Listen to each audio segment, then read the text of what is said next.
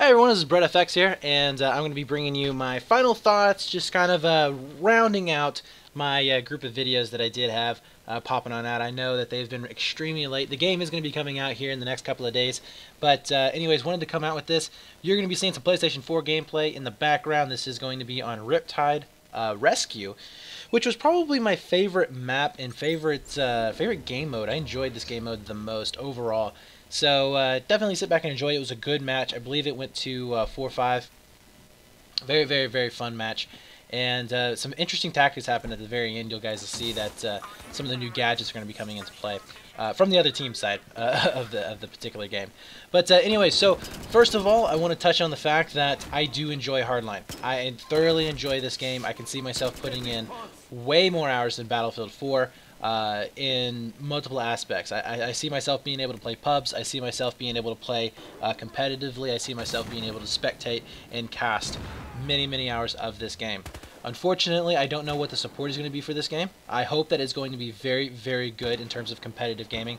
So far, we are not going to be seeing any big money tournaments going to be coming out of this, PC or console, from what I know of it right now. I'm hoping that we are going to be seeing some big money coming out here in the future. I know that BPL is going to be pretty flexible with the events that they are going to be hosting. I know that probably some of the console leagues are going to be trying to really push Hardline through, as it is a lot better than Battlefield 4, obviously, for competitive gaming.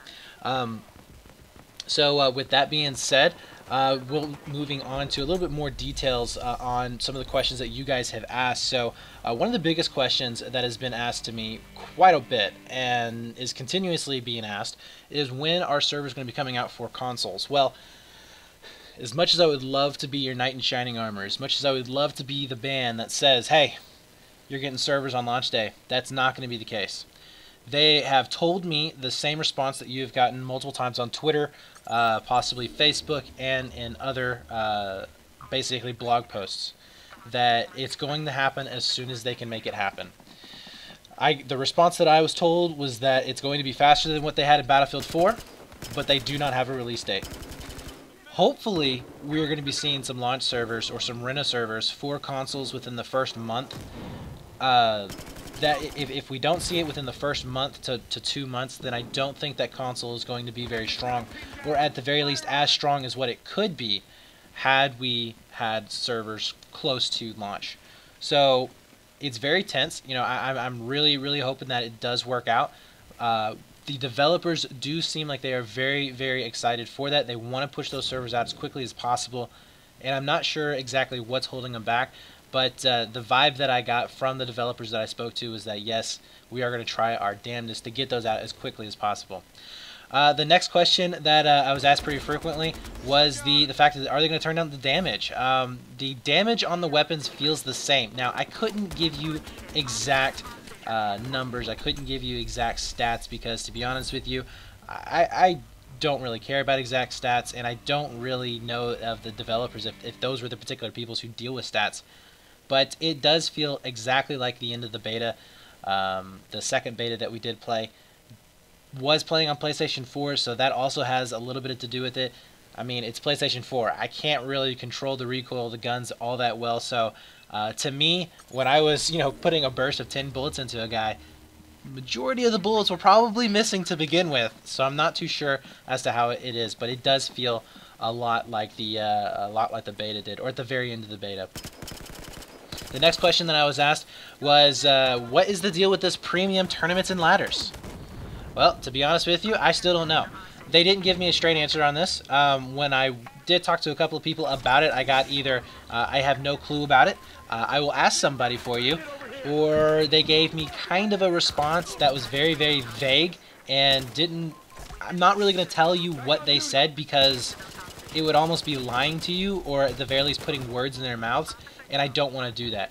But basically what I will say is that the tournaments and ladders have an aim and an objective to bring in the public community into competitive play. Do I think that it's the wrong direction with premium? Absolutely. I don't really see them being able to gather any new players by doing this, going through premium. I think that it is a bad move, but hopefully they will work with us in the future. I am going to be sending some messages out to a couple of contacts that I do have, and hopefully finding out exactly what it is going to be and exactly what it is going to take to open it up to the regular users that are out there. As I can tell, so far with the tournaments, it's probably going to be something that is going to be promoting not necessarily money prizes, but skins. You're going to be seeing probably dog tags, that type of thing. Not so much with the money. Money may be there eventually. I'm not too sure, but it is always something nice to think about. The next thing that that I was going to be going over with is, you know, what is your general you know, idea about the competitive viability of Hardline?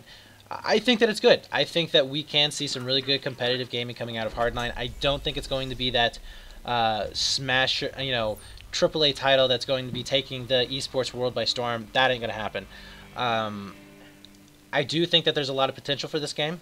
I think that if the attitude of people will be open-minded, that it can flourish quite a bit.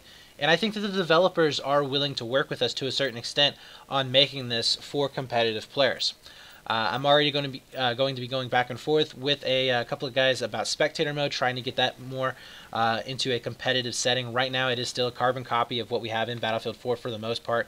A little bit of the UI changes, or not UI, but graphical changes on it, but that's about it. So for the most part, it is the same. And we are going to hopefully be able to get an improved version of spectator mode here within the next couple of months. We'll be messaging them out quite frequently and hopefully working with them quite close to us, but they are going to be looking at it and making tweaks to it. So at the very least, they do have that in mind. But yeah, so as I said before, I think that this game has potential. I think that we are going to be seeing the two modes used the most, which will probably be Hostage, will probably be... not Hostage, Rescue, I'm sorry, and we'll be on, what was that other mode? Heist.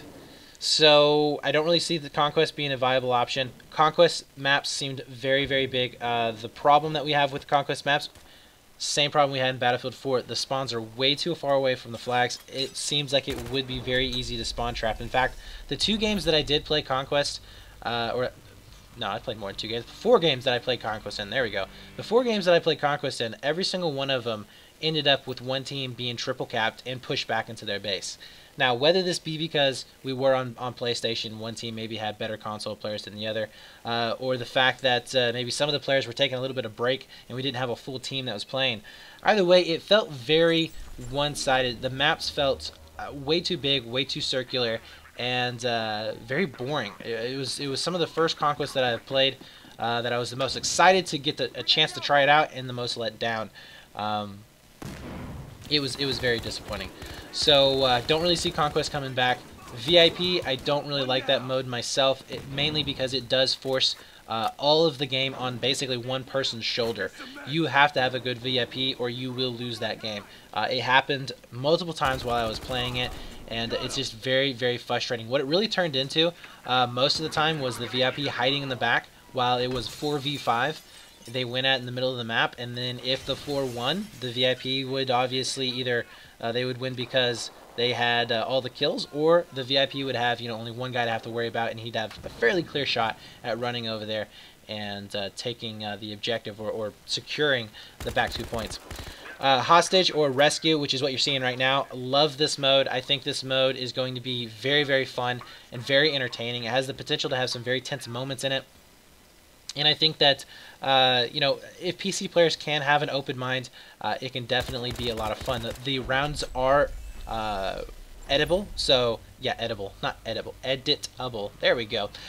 So the rounds can be changed. You can have, you know, best of 12, best of 13, best of whatever it is, from what I've been told. Round timers are also going to be changed as well.